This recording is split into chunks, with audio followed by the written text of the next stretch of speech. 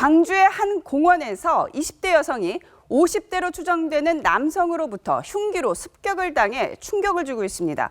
어떻게 된 일이에요? 오늘 새벽 1시경 광주 한 아파트 근처의 근린공원에서 일을 하고 퇴근한 후에 걷기 운동을 혼자 하던 24세 여성이 50대 남자로 추정되는 신원 미상의 남자로부터 흉기로 습격을 당했습니다. 괴한은 피해 여성이 격렬하게 저항을 하자 도주를 했는데요. CCTV를 분석한 결과 키는 160cm가량으로 알려졌고 또 다리 한쪽 다리를 절고 있는 것으로 확인이 됐습니다. 피해자는 무릎과 등 쪽을 다쳤지만 다행히도 생명에는 지장이 없는 상태라고 합니다.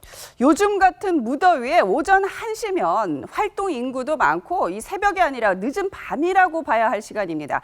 당시 긴박했던 현장 상황 직접 들어보겠습니다. 인도변에 환자분 앉아 계신 상황이 있었는데요. 카레이브한 자상 좋은데 있었어요. 그 정도까지는 아니어가지고. 처음 본 사람 같다 그렇게 이야기했는데 경황이 없어서 그것도 속단하기는 어려울 것 같고 묻지만의 아니면은 지금 좀 이른 것 같고 그렇습니다. 네, 그런데 이 남성이 사용한 흉기가 예사롭지가 않아요. 칼이 달린 지팡이라고 합니다. 이거 남자가 직접 자기가 만든 거잖아요. 네, 그렇게 봐야 되겠죠. 소위 말해서 람보 칼이라고 불리는 것을 지팡이 끝에다가 붙여서 상당히 공격하기 용이하고 치명적으로 한 것을 보면 무엇인가 미리부터 계획을 한 것으로 이제 볼 수밖에 없고요. 더군다나 이런 한적한 시간에 공원이라고 하는 곳을 소위 말해서 표적의 대상으로 삼았다라고 하는 것은 자신이 생각하는 예를 들면 성적인 목적의 그 달성이라든가 또는 그 금전적인 이제 강취를 하기 위해서 가장 효과적인 방법이 람보칼을 단 지팡이가 아니겠느냐.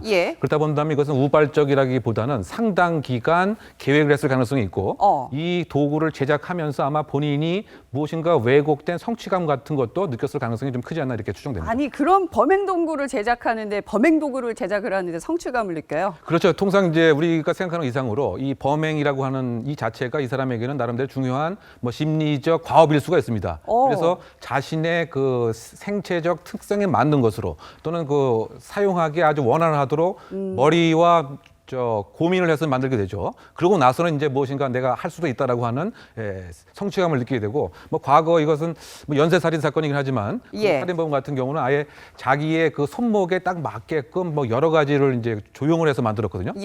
그와 같은 측면에서 이제 이 사람도 무엇인가 그 왜곡된 성취감을 이 도구의 제작을 통해서 이루려고 했던 면도 있지 않나 생각됩니다. 네, 그렇게 공들여서 범행 도구를 제작을 했지만 결국 피해자가 저항을 하자 피해자에게 흉기를 빼앗겨서 이 남성 결국 이제 도망을 갔는데 여러 가지 신원 정보들이 나오는 걸로 봐서 검거는 시간 문제가 아닐까 그런 생각이 듭니다. 자, 그런데 이러한 끔찍한 일이 제주에서도 있었습니다. 제주시청 여자 화장실에서 20대 여성이 목을 졸리는 일이 있었습니다. 김성수 평론가님, 이 남성이 여성을 성폭행하려고 화장실에 숨어 들어갔다가 걸렸다면서요? 그렇습니다. 지금 사건 내용을 간단하게 정리해 보면 지난 7일 오전 4시 20분경이었는데요. 제주시청에서 운영하는 개방형 공중 화장실에서 미리 들어가서 숨어 있다가 32살 남성 장 씨였는데요.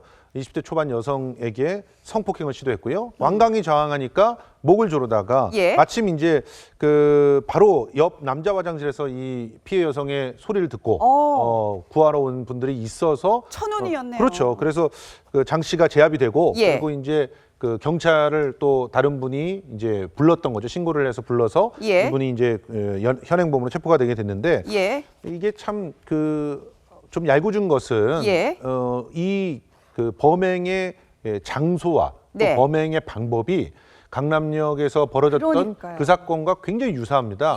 그런 측면에서 여성을 대상으로 한 일종의 그 유사한 모방 범죄의 가능성이 굉장히 높다라고 하는 측면에서 우려스러운 부분이 있는 것이죠. 그렇군요. 이 남성 장모 씨 직업은 일용직 노동자라고 합니다. 경찰이 왜 그랬냐고 물어보니까 신세 한탄을 하던 중에 문득 이런 짓을 해볼까라는 생각이 들었다고 합니다. 참 신세 한탄이랑 성폭행이랑 무슨 관계가 있는지 모르겠는데 자, 변호사님, 지금 경찰은 성폭행 미수 혐의를 적용을 한다고 해요. 그런데 자, 목까지 졸랐죠. 여러 가지 정황을 봤을 때 이거는 거의 살인미수가 아닌가 싶은데요. 법리적으로 어떤가요? 맞습니다. 손을 묶거나 다리를 묶은 것이 아니라 휴대폰 충전기 줄로 목을 졸랐기 때문에 살인의 고의가 있다고도 볼 수 있습니다. 실제로 경찰은 체포 당시에 살인 미수 혐의로 체포된 것으로 알려졌는데요. 다만 구속영장을 확실하게 받기 위해서 일단 강간 혐의로 해서 구속영장을 청구해서 인용받은 것으로 보이고요. 네. 추후에 조사 과정을 통해서 살인의 고의가 입증된다면 살인으로도 충분히 기소 처벌될 수 있을 것으로 보입니다.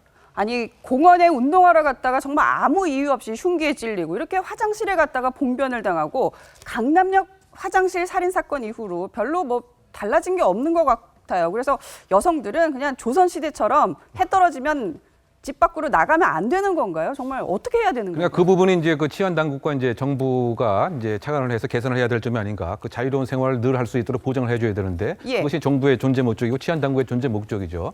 그래서 이제 그 장소만 이렇게 구한될 것이 아니고 예를 들면 좀 더 그 CCTV도 확충을 하는데 그냥 확충하면 의미가 없죠. CCTV를 확충을 해서 인프라를 함께 마련해야 됩니다. 이게 뭐냐면 무슨 수상한 상황이 있는가를 모니터링을 할 수 있는 팀도 있어야 되고 수상한 상황이 있게 되면 행동을 사전에 막을 수 있는 행동 제지 팀도 있어야 됩니다. 근데 지금 논의가 되는 것은 덜렁 뭐 CCTV만 달아놓는다라고 하다 보니까 이것을 다 알고 있는 잠재적 범죄인자들은 자신이 계획했던 것을 그대로 할 수가 있는 것이죠. 그래서 설령 CCTV에 대한 예산에 문제가 있다고 한다면 적어도 이제 그 방범 비상벨 같은 것을 공중 화장실들에 달아놓고 이것에 대한 홍보를 해서 유사한 상황에 여성들이 도움을 청할 수 있는 구체적인 방법이 있어야 되지 않나 보입니다.